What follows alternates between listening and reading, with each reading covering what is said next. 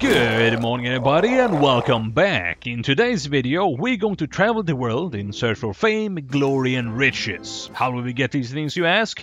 Easily, by taking people's money to turn otherwise healthy individuals into not so healthy individuals by exposing them to extreme and oftentimes unnecessary amounts of violence. Shelter murderers on the run, ignoring our responsibilities as adults, stealing fingers and toes from random villagers on the behest of mysterious strangers, and tackling horses. And all of that in the name of getting paid. Day 1. We began our epic adventures on an abandoned island on the west coast of Yemagwango. Our mercenary company was at this point made up by only 3 brothers. We had Erwin, Lionheart, and Sigmar. From this point, we would have to rely on our entrepreneurial spirit to find contracts, recruit more brothers, and most important of all, to get that bread. Having made our way back to civilization, hired some more brothers, and equipped them with the most mediocre weapons money can buy, we were sent out on our first contract to locate a stolen crystal skull and to dispose of the ones that stole it. It sounded pretty straightforward to me, but that's only because it was. Find the bandits,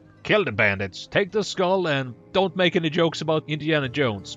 Got it. Having tracked down and dealt with the thieves in the most difficult fight we had faced so far, a hooded stranger approached us with an offer. If we gave him the skull we were contracted to bring back to town and broke not only our word, but also the trust of our employer, he would double our money. Being professional mercenaries, we had a reputation to uphold. Sure thing. You want me to kill the guy that gave us the job? That wouldn't be a problem. I'll fucking do it. Let's give me that money, bruh. When we returned to town, our employer didn't seem very upset about the situation, so we went to clear out some bandits for him. In hindsight, I guess this might have been an attempt to get us all killed, which is pretty understandable. Anyway, 2 broken noses later and the bandit camp was cleared of sentient life. Their trade routes were once again safe, and all it had taken was an appropriate amount of gratuitous, probably unnecessary violence.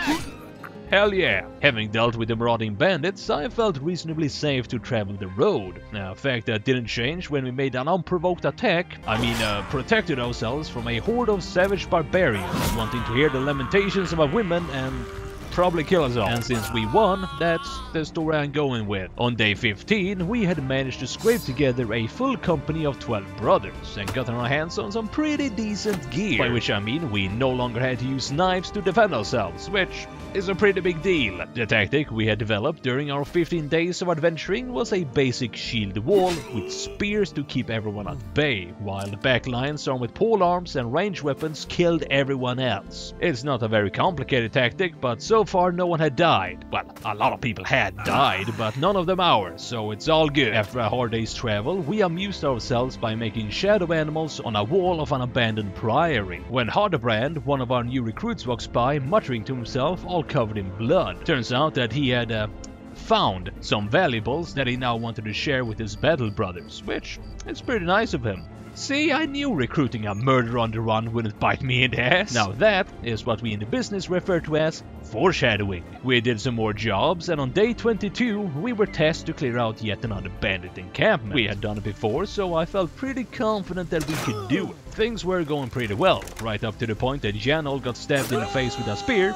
and fucking died. Well, I guess it was bound to happen sooner or later. It had taken 23 days, but it had finally happened. So we did what any mercenary company would have. We stripped him of his gear and we got paid. With the money that we didn't pay Janold, we bought ourselves a battle standard. Mostly because it sounded cool, but also so we could stab people in the face with it. You know, as you do. Day 2. We began the day by making Otwin into the company's sergeant, to the dismay of literally everyone else. Give a man a little bit of power and he will turn into Captain Fascist real quick. On day 32, as we were escorting a caravan, we came across a man that had been strung up and was being beaten by an angry mob. We asked what was going on, and apparently the man had been having sexual relations with another man's dead horse. Whoa. He's been having sexual relations with dead horses. Who the fuck writes this shit? He tells us that other than that, he was a man of upstanding and moral sensibilities, and that he was willing to join us if we got him out of his current predicament. Since we were already hiding a murderer on the run, we accepted his offer. But when we cut him down, he might have unfortunately landed on his neck and might have died just a little smidgen. it was permanent, but you know, just a little bit. Well, I guess he won't be in Battle Brothers 2. Having fought a bunch of battles, gotten ourselves some solid gear, and only lost a single brother in 37 days, I decided it was time for a real challenge. So we went to an old ruin we had found in the middle of nowhere with the intention of robbing it of all its valuable loot. This was a horrible idea. When we attacked in the morning, we were faced by no less than 12 zombies and a necromancer. Since we hadn't faced off against the undead, I went with our usual strategy, forming up the boys into a spear wall and letting our enemies grind themselves to death upon us. So it came as somewhat of a shock when the zombies we had put down got back up again. That can't be good for me. Realizing that we were on the clock, we made a desperate push for the necromancer. But our brothers were getting tired at this point, and it didn't take long for them to fall to the undead foe. And as if that wasn't bad enough, our fallen brothers then got back up again and started killing their former friends. Now that definitely cannot be good for me. And that's when my PC crashed. What a shame. Oh no guys, my PC crashed. Having gotten a glimpse of the future, we decided to skip the ruined fort and instead went to visit every settlement on the map, so we could spread word of our prowess and bravery. Shut the fuck up, I don't want to hear it. Keep it to yourself, don't write any fucking comments, I don't want to hear it. On our travels, we came across a small army of children, who as it turns out were going on a crusade to the frozen north in order to spread the good word of the old gods to the uncultured tribesmen that dwelled there. Since they were little more than dumb kids, we decided to do the grown-up thing and wish them good luck on their journeys before going in the opposite direction. Real fucking quick. Day 3. Having just finished our quest of visiting every settlement on the map and come a little bit more than halfway through our adventure, there is a sudden kerfuffle in the camp. Some of the brothers were fighting. Turns out that Hadebrand, the murder on the run that we had been sheltering, has to everyone's surprise tried to murder one of our own brothers, which is a pretty uncool move on his part, so we gave him a stern talking to. On our way back from the southern part of the map, we took a job patrolling the roads. On top of a standard fee, we would get paid for every head we brought back to our employer. At 77 gold per head and up to 35 heads, we stood to make quite a bit of cash. So when we came upon 15 brigands, we naturally did what we do best. The fight eventually split up into 2 groups, and when it seemed that the northern fight was in hand, I sent some of the boys to deal with the archers in the back. This was a mistake, because Erling, our longsword-wielding brother, was ganged up upon and got his head chopped off with a meat cleaver. Well shit. We cleaned up the rest of the bandits and continued our patrol. Feeling a bit down for losing one of our oldest brothers, we made Lionheart race a horse on foot. It all started off as a normal enough race, but things soon took a turn for the weird when Lionheart crashes with the horse, makes it flip, gets himself knocked unconscious, and catapulted over the finish line. We gained 900 gold and he a severe concussion. Good job, Lionheart! Using the cash we won from the race, we bought ourselves a cart to transport all of the loot we were accumulating from all of the various creatures we were now killing on a daily basis. Speaking of death, on day 71 of our 100-day adventure, we found ourselves on yet another patrol for one of the lords. When we were searching the countryside for easy pickings, we found a little bit more than we bargained for. A group of 15 Nebuchadnezzars came out of the night, so we decided to kite them until morning so we could, see them. When the battle was finally joined, it became apparent that this one would be a little bit more difficult than the previous ones. Well, shit. Since we didn't know if Sigpal was alive or dead within the belly of the beast, we did the logical thing. We shot it full of arrows and stabbed it with sharpie point things until it died. Day 4.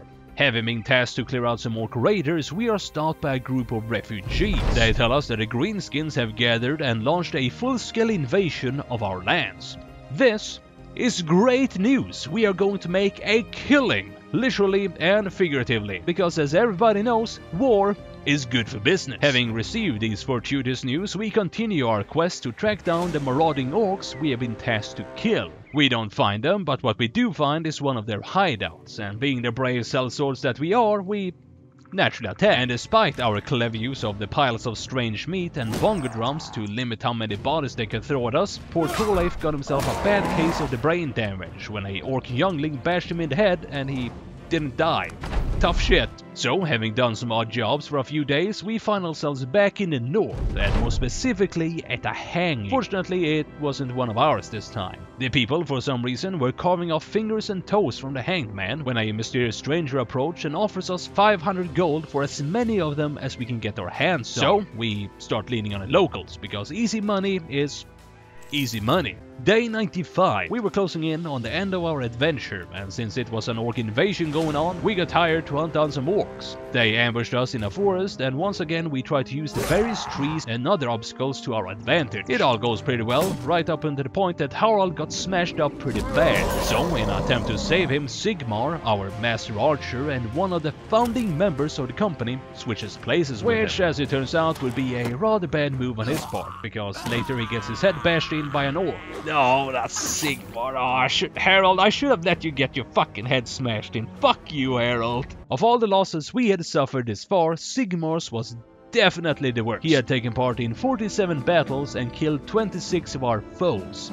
Sigmar, you will be best friend. Since we were at the end of our 100 days, I thought we would end it with a bang. And having ran from the zombie-infested ruins about 60 days ago, I decided that clearing out a ruin would be a fitting end. So we found the tomb of the first man, camped outside and attacked in the morning. Inside we found no less than 23 zombies and a necromancer. This would be the hardest fight of our 100-day journey. I split the company up into two groups. The first and larger of them would engage the undead horde and keep them occupied, while the strike force led by Otwin the sergeant would find the necromancer and take him out, preferably before everyone else had died and become his undead minions. As the battle began, the main force cut down zombie after zombie, but a few split off and the strike force soon got bogged down. Otwin the sergeant was the first one to fall under the undead assault. When he was resurrected, Bjarne, his second in command, panicked and got himself cut down when he tried to get away. Things were looking pretty grim, and that's when it happened. The right flank of the zombie horde collapsed, and our boys surged forward towards the necromancer. During their brave charge, Thorleif was cut down, just before the necromancer himself got stabbed in the face with the company standard held aloft by Goswin. With the necromancer taking a dirt nap, his minions were easily dispatched, and with that, the battle was won. Most of the battle brothers were injured. Otwin the sergeant and Bjarne, who led their brave charge of the strike force, were dead. And that was our 100 days of battle brothers. We had fought in countless battles, lost 8 brothers, helped some people, fucked others over, we were rich and we were poor, and then we remained kinda poor in the end. But nonetheless, we had a great time. And that's pretty much all I got, so thank you all so much for watching. If you wanna see more battle brothers, let me know down below, and I'll see you in the next one. Peace!